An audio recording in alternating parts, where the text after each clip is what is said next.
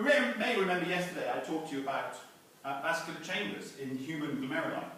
And here we've got a projection of a series of sections going down through a glomerulus. So I'll just wait for it to get to the start of the sequence. You can see an afferent arteriole appearing now here. It forms a large chamber, and then these large vessels come off. And these large vessels we term conduits because they seem to be very different from what we see generally in glomeruli. So you can see this chamber here. There's also not only an afferent chamber, but there's an efferent chamber, and that is up there, as you can see. What I wanted to do was show flow through these various blood vessels. And that's quite difficult to do. But I thought as a demonstration what I would do is show how flow and pressure work in a system of tubes, which is a scale model of the vascular chamber and the system of capillaries that's in the human glomerulus. So here we have an air blower and a set of scale model tubes, which of course are all floppy, until we put air.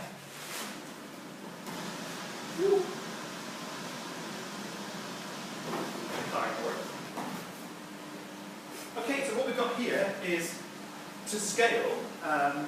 What's the scale? Scale is, this is 21 micrometers thick, moves into an afferent chamber. Moves into an afferent, gravitates in.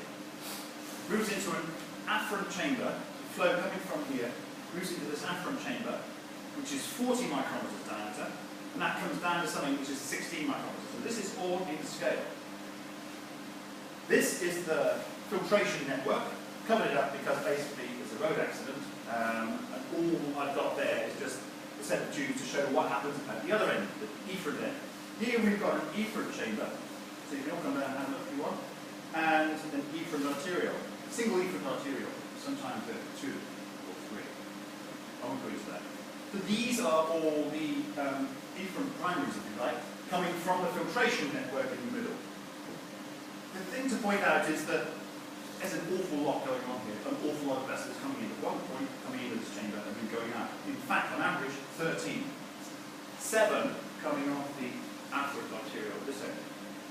Of note, we've got flow, of course, because we've got pressure. Here, here, here, all about the same. They're all sort of inflated to the same extent. Or do we have flow? Okay, so that's the first part of the demonstration.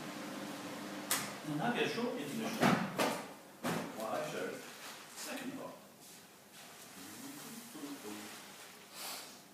And the second part is a more modest depiction of what you've just seen.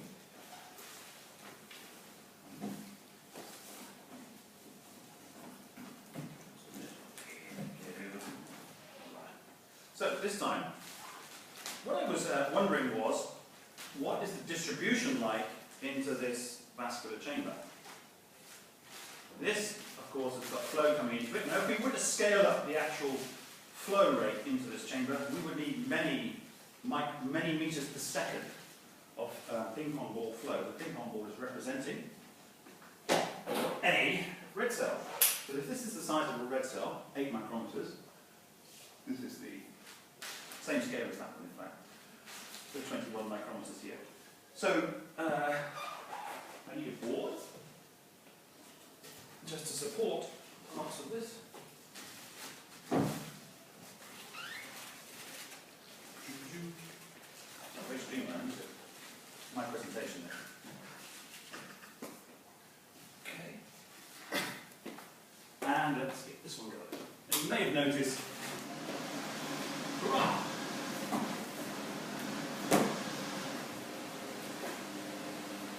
So again, we have flow coming through here. Right, that's good. And you notice we've got pressurization here, pressurization here, pressurization here. And with a little bit of luck, I should be able to show you what the flow is like. Because of course we've got flow into each of these bags. You can see that, can't you? Right, let's see what happens if we put these in the red cell.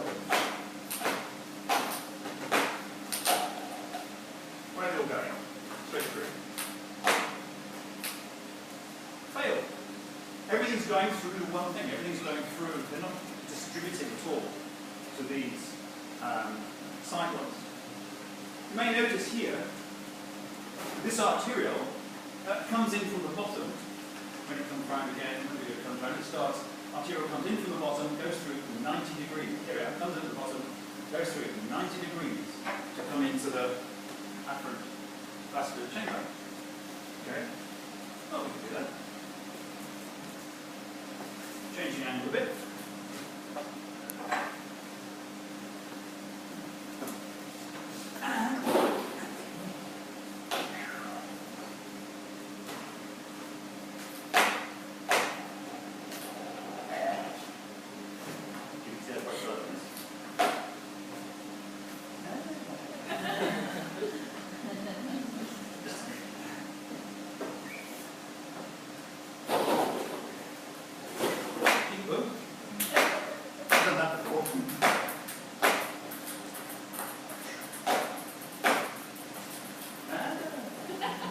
Okay, so the point is that by changing the angle of this, coming into this, we can alter what goes to various of the exits.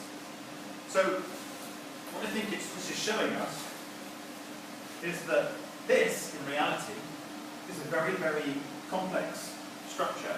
Obviously, it's flowed through it. It has grown, presumably, from a smaller glomerulus where there hasn't or isn't any. Excuse me. There is not any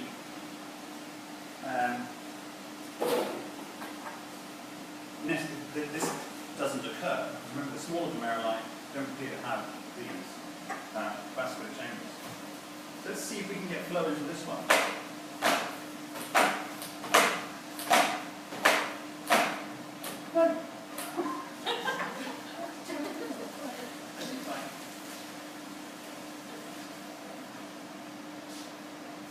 And it might be the case that in real life,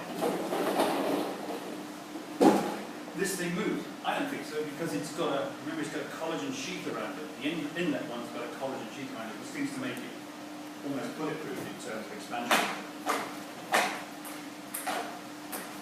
Hey, look, went backwards.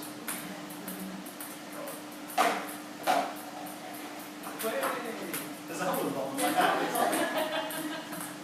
This guy's getting stuck. Ah, that's where it is. There's not a hole. I'm losing the balls.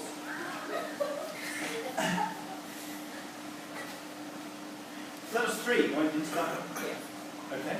So this is, I get the feeling if we reconstructed this properly, as if did a really fine detailed EM study of the surface of this vascular chamber, we'd come across many little sort of folds and things like that which help the balls go where we want them to. Amazing thing is, maybe you saw some coming back this way. So I don't think, correct me if I'm wrong, I don't think there.